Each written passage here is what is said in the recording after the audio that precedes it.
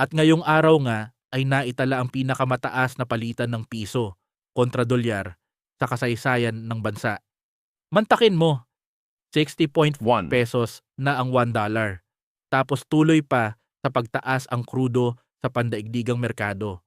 Pucha, mukhang palala ng palala ang sitwasyon natin mga loads.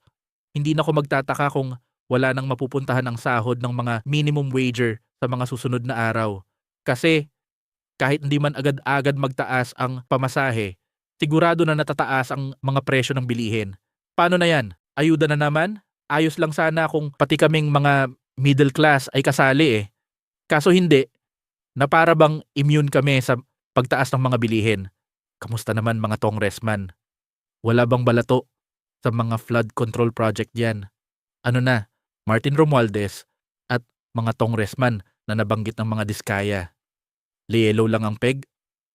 Paambo naman kayo. Hello? Anyway, subscribe.